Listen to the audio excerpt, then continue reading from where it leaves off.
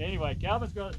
I think you got a state title, aren't you? Like state alternative crops or something like that. Isn't that part of your title? Some sunflower and hemp. Okay. Well, you get to do All all these weird things. So tell us a little bit about some ideas you got. All right. Well, first of all, John, I haven't had a good update on peanut varieties for some time, so I'm very encouraged by that. How many? Okay, I need to know how many of you folks farm organic from outside Gaines County? Show of hands. Okay, and now also, in addition to cotton and peanuts and wheat, is there anything else that you are growing organic? Please tell me. Trying to grow chilies. Chilies, West Gaines County? Tokyo, okay. I've got chilies, so. Okay. Any other crops that you're growing organic? Yes?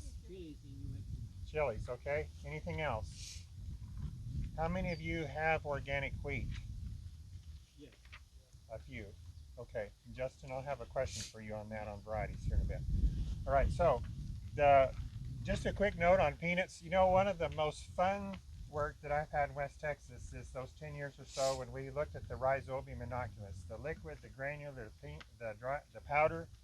I still have not had any project in West Texas for guar, cowpea, or black-eyed peas, soybean, or peanut where I've seen a seed box powder effectively nodulate a crop.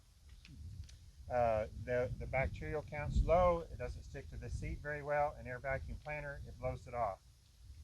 For the diesel nut project, for me, you know, as an agronomist, some things I cover, for me, my contribution, priority number one, would to make sure that everybody who possibly can uses a liquid inoculant to get the best nodulation you get. So where's our farmer for this field? What inoculant did you use? The liquid. The liquid, okay. If you want to see something that's really beautiful, you can pass this around. This is what I call super nodulation. All over this taproot. You can pass this one around. And then the other thing that I'll just make me around, and then here's some examples. Justice, where's Justice? I need your help. Come here. Here are some Justice, not Justin, but you can help me too, okay? Yeah, this is my program coordinator, project coordinator, Justice Genway from Roswell. So these are some examples of nodules. I cut a bunch of them. Some of them are black. They're matured. They're not fixing nitrogen. Some of them are dark red. Some of them were pink. There's one plant had a lot of, go ahead and pass those around. Just hand them out. You can look at them. You can take your own knife and cut them. A lot of the nodules on one plant were green.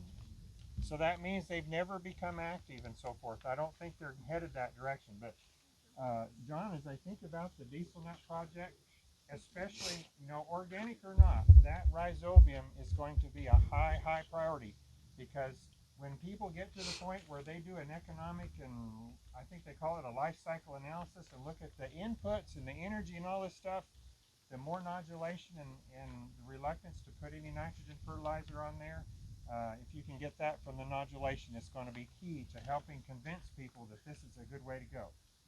Okay, all right. So there's a handout that came around. Justin,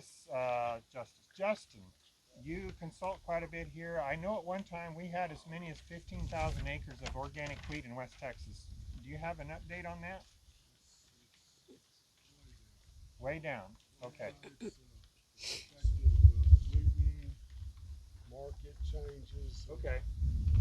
Desire looking at alternatives, all of those aspects. Okay. It's still there a little bit for the feed tag. Okay. And I mean, there's a decent market there, but Right. it's substantially lower than the feed tag. Okay. So on the handout, the first page is we have a very thorough and exhaustive wheat variety trial program. I've had some of those trials in Gaines County over the years. My nearest one this year was south of Brownfield. And so we have in the A&M system statewide by region what we call our pick wheat varieties. The way I describe this to people is these are not absolutely the very highest yielders, because there's some other factors that are important, and you'll see on this handout. The three main diseases we deal with in wheat are leaf rust and stripe rust and wheat streak mosaic virus. The wheat streak mosaic virus most often shows up when we don't have wheat that's rotated very well, and you have that might transferring the virus from bridging from volunteer wheat into the new wheat crop. You can get it a little bit when you've got a wheat field that's next to some range grasses like here. We might see traces of wheat streak mosaic around the edge of the field. But for organic production, we'll take the pick list that you see here, and then page 2 on the back side, that's a lot of numbers and a lot of varieties, but I will have a suggestion here. There's 2 varieties that stand out to me that would be probably top choices for organic production. TAM 205, which is on our picks list, and also TAM 115. TAM 115 is listed on our pick list for dry land, but it does pretty good on irrigated as well.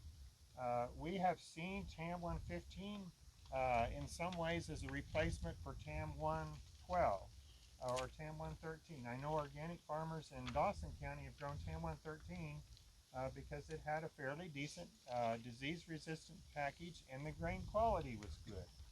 What I see from our list from page 1 and 2 is TAM 205 looks like a very good choice for organic production because it has good resistance ratings for all 3 of leaf rust, stripe rust, and wheat streak mosaic. In organic system, you can't treat the rust, not effectively, and then you can't treat a virus anyway.